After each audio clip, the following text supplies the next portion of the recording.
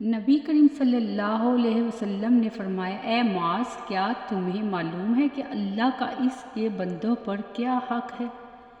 انہوں نے کہا کہ اللہ اور اس کے رسول صلی اللہ علیہ وسلم ہی زیادہ جانتے ہیں۔ حضرت صلی اللہ علیہ وسلم نے فرمایا کہ وہ صرف اسی کی عبادت کریں اور اس کا کوئی شریک نہ ٹھہرائیں۔ کیا تمہیں معلوم ہے کہ پھر بندوں کا اللہ پر کیا حق ہے؟ عرض کیا کہ اللہ اور اس کے رسول صلی اللہ علیہ وسلم ہی زیادہ جانتے ہیں۔ فرمایا، یہ ہے کہ وہ اسے عذاب نہ دے۔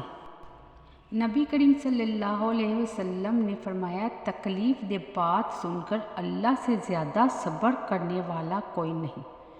کم بخت مشرک کہتے ہیں کہ اللہ اولاد رکھتا ہے اور پھر بھی وہ انہیں معاف کرتا ہے اور انہیں روزی دیتا ہے۔ اگر تم میں سے کوئی یہ کہتا ہے کہ محمد صلی اللہ علیہ وسلم نے اپنے رب کو دیکھا تو وہ غلط کہتا ہے، کیونکہ اللہ تعالیٰ اپنے بارے میں خود کہتا ہے کہ نظریں اس کو دیکھ نہیں سکتی۔